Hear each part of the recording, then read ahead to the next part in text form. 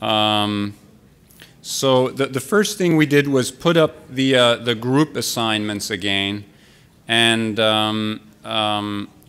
we felt that because discussions in the various breakout groups were productive and people were starting to sort of look at things from the same perspective or arrive on the same page, we're actually going to keep the composition of the groups the same. There's a bit of there's some shuffling here in regards to moderators and rapporteurs. So I see some relief here by some people who don't see their name up here anymore. And then, of course, there may be some anxiety by others who see their names up here. But I think we're going to get that sorted out. All I'm going to do is just briefly let you know what the topics and the tasks are for session 3 this morning and then session 4 this afternoon. In total, actually, we're doing good on time. So today we will have a bit more time to both revisit some of the things that came up yesterday and then spend time on the piece number 3, session number 3 and session number 4. There's about an hour of time allotted now before lunch, and then after lunch we'll have almost 2.5 hours for work in the breakout sessions. There's a coffee break in between, and as we mentioned yesterday, you can just grab your lunch if you want to work on any sub-issue and sit down over lunch and go over things. So the other reminder is to focus on the actionable, the urgent, and the achievable. It sounds like that actually was working well.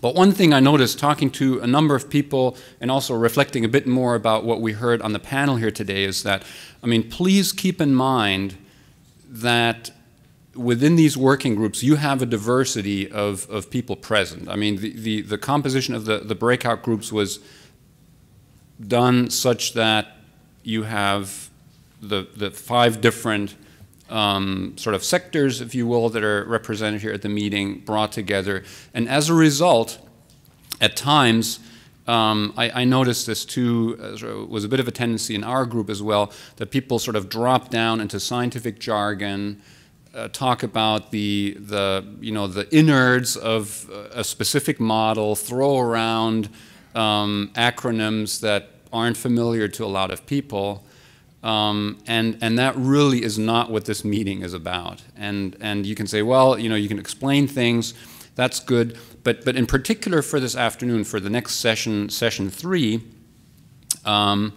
we're looking at exploring in more detail how the scientific guiding questions, a lot of the scientific rationale for Arctic observing systems that a lot of the people here in the room are well familiar with, how they would have to be tweaked or optimized or adjusted to address the concerns and questions that are represented by the stakeholders present here at the meeting and their needs for information. And in order to do that well, I think it's important to keep in mind that you want to start at a level of communication where you're talking in terms that are mutually intelligible. And then, again, I mean, just during the coffee session, part of a conversation here with somebody who's very knowledgeable about observing system design, specific sets of measurements, the details of for example, let's pick this example here. If we find that we had the presentation earlier this morning from Vera Metcalf, who was commenting on the types of ice and weather information that hunters require to stay safe out there, some of the information that's needed to evaluate whether the sea ice is still a suitable habitat for walrus or not. Explore that further by asking yourself what additional parameters, or yesterday there was a talk about indicators, what additional indicators would have to be derived that would speak to those concerns. And this does require a bit more detailed conversation about, well, what exactly is it that you're after? And again, Vera actually made this great point. If you have healthy walrus, if the walrus are healthy, people are happy because they're able to access healthy walrus meat. same thing, of course, applies to other questions. Director Inoue actually put this well as you look at maritime traffic. You know, often it requires more work to actually tease out what specifically needs to be provided in the way of information. However, having said that, once you have those parameters, indicators, some understanding what's necessary, the details of how you would nudge an observation protocol or what type of OSCEs, and if you don't know what an OSCE is, you know, that already gives you some idea of the level of acronym bashing that we engaged in yesterday.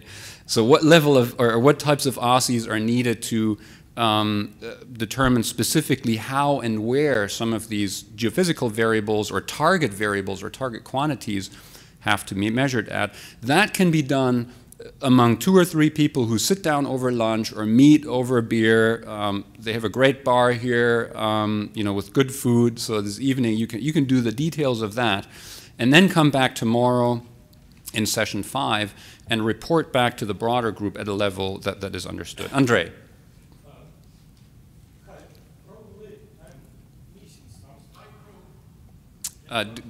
Yeah, why don't you walk up here, Andre? We'll give you the microphone. Thank you. Probably I'm missing something, but I think that we have to have this list of stakeholders' questions. Do we have it? So, if you say stakeholder questions, are you referring to a specific document or just No, broader? just what kind of questions stakeholders have. Yep. In this case, we will be able to respond to your request. Yes. Okay. So if I may answer that question, that so there is a document, if stakeholders 101. If you feel like, Andre, you don't know what stakeholder questions are important, read the white paper first authored by Karina Keskitalo. There is a series of white papers that were put together exactly on those questions that you raise, Andre. But I found the white paper by Karina Keskitalo is a great summary. It's about 6 or 7 pages. Great summary, introduction to Arctic stakeholders. Who are the stakeholders? What types of questions do they have? So over lunch, this is an easy read. And in particular, I appreciate your concern. If you want to contribute to the conversation at that more refined level, that's a great introduction.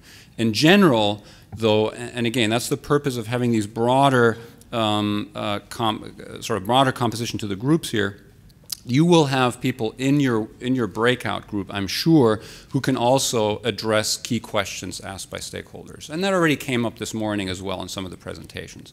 So don't feel you have to address all of the questions that may be raised by stakeholders, but focus on the composition of people who are present and part of your breakout group.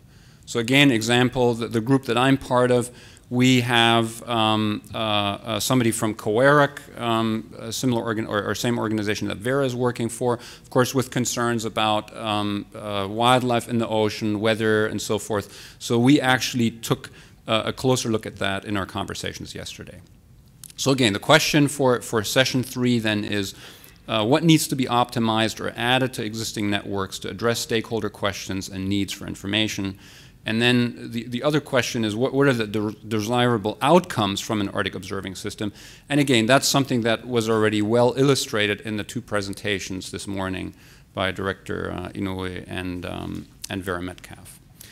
We do have, so the moderators for these sessions actually have a more detailed write-up of what you might use to tease out further discussion on this, but this actually worked quite well yesterday. So you can use that as guidance or just proceed. And then for the second part of the afternoon, we'll look at session number 4, where essentially you will now start to work on everything that happened in sessions 1 to 3, which of course also means that if you feel you want to spend a bit more time to actually work out some of the details, you can delegate part of session 4 into later of the day. But the goal of session 4 is to revise and expand existing synthesis documents, and in particular the pieces, the recommendations and specific suggestions that your breakout group has worked on, to incorporate and put together the results from the past 3 sessions.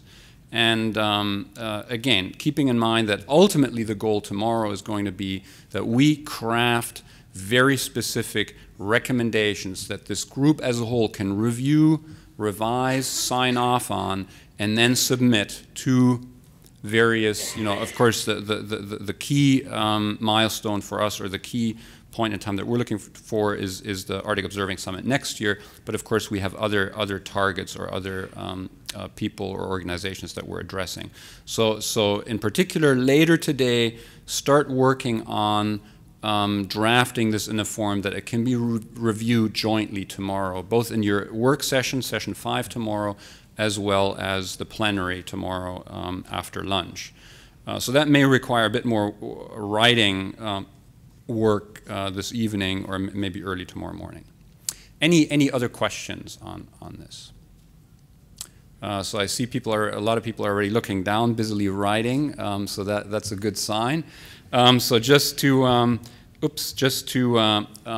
make sure, again, here's a set of distributions of where the different groups are going to be located. It's the same room that you were in yesterday. The composition of the group hasn't changed. Some of the moderators and rapporteurs have changed. Thanks. And then lunch, I should mention, is between 12:30 and 1:30. It'll be served again over next door, so you can either sit there or you can take your lunch and go back to your breakout group room as well. Thank you.